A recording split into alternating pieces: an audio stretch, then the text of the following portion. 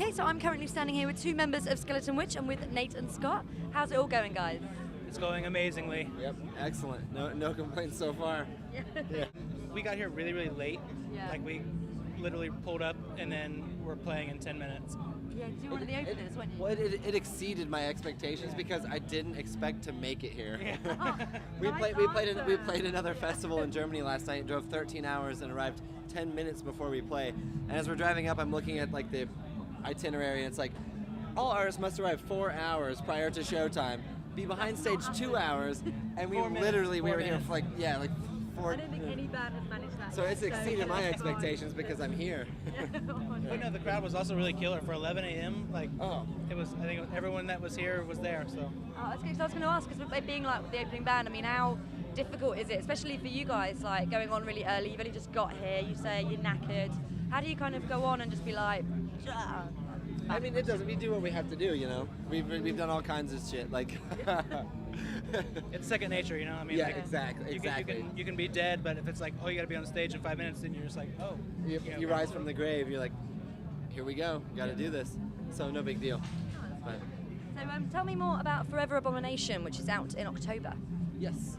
It comes out in October. It's she already awesome. Said. It's awesome. Yeah, everybody says that. Every fucking band says like, it's our fastest, best, most brutal album. It's like you paid for the whole seat, but you only need the edge. You know, this kind of shit.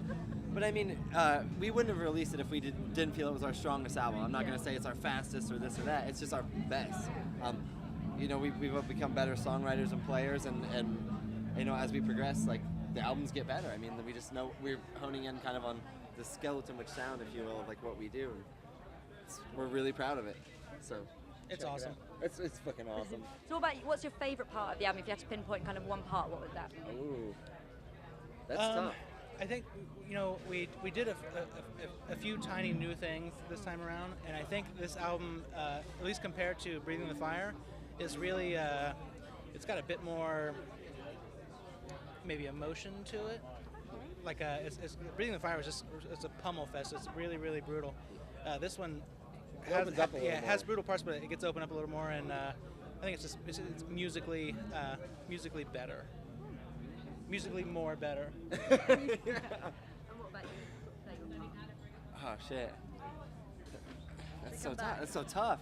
Yeah. All the guitar riffs are cool. All the guitar riffs. Yeah, absolutely. No, I mean it's too hard to pick a favorite part. Just as a whole, like walking away from it and then listening to it and being like, wow, this, you know, we really took a step forward here, production-wise, performance-wise, everything. You know, just as a whole, it's hard for me to pick a certain thing that's like, you know, when you're writing an album or when we're recording an album and working on this, it's really hard to just boil all that time, all that effort, and everything down to what's your favorite part. It's really, no, it's a good question, but it's really difficult. So, just the final product, the fact that all the shit that came into it and what came out the other end. Yeah. Now, after here, you guys are going off on tour back to the US with Arch Enemy and Devil Driver. Yeah. I'm really stoked. I think it's a tour we haven't, it's bands we haven't toured with before, and it's probably a lot of I won't call them fans yet. A lot of people that we haven't played in front of. A lot of fans to be. Yeah, fans to be. So I think hopefully it's just another small step up. You know, I think it's gonna be cool. We're friends with Devil Driver, so we'll have buddies on the road, and I expect it to go well. And no rest for the wicked. We get home and we have like 3 days at home, and then that tour, and then another, then we just go until like December in the US touring. So. I mean, you've already been going, before you came here, you've been going for sort of quite a way. I mean, how do you cope with being away from home all the time? How do we? It's easy for me because I live with my mom, and I'm the only one who does, and I'm also the only one that doesn't have a girlfriend. But that's why I'm the fucking rawest dog in the world. That's right. You say, how do we cope from being away with them? Yeah. How do you kind of just deal with sort of thing? I mean, you've been on tour for quite a while now. Yeah, about 8 years. Yeah, seriously, almost like pretty much no stop. This year we've been on tour for 8 years. Yeah. I wouldn't call it coping. It's because we love to do it. Yeah. And I think that's the difference. And we've toured with bands, and you can tell when they don't love to do it.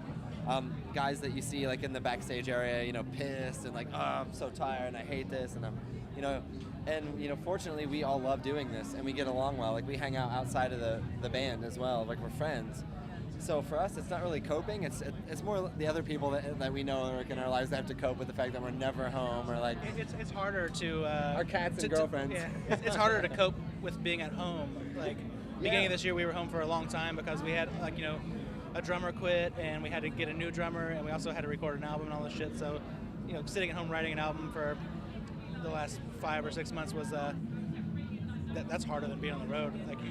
Like I get more depressed like doing that than fucking eating shit every day.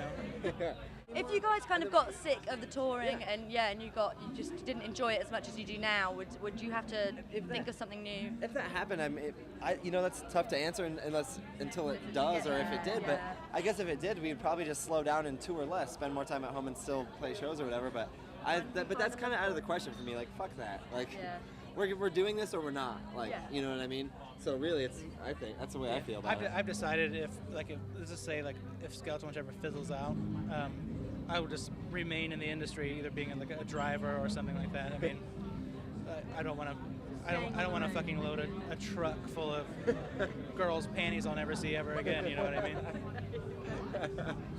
Brilliant. So what happens after here? Are you guys hanging around for very long? Are you checking any bands out, or? Yeah, we're hanging out the rest of tonight. I really want to see Immortal. We're all huge fans of Immortal. I don't even know what the fucking list is today. No, I you know guys gave us Immortal's this playing. booklet, but it just has a list of bands who are playing, but it doesn't have the times. I don't even know. You want to kind of flag one of the little lanyards with all the times on it? Yeah, I don't have one of those. I just have this. Oh, no, you don't. Fuck. We got these bogus ones because we were late.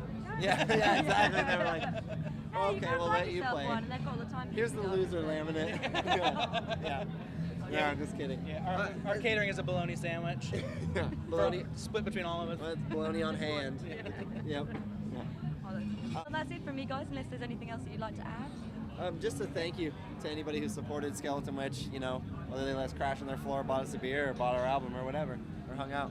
It means a lot. Yeah. Just thanks to everyone. Yeah.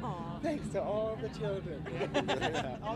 all the little babies. That's brilliant. But we do really appreciate any support. So.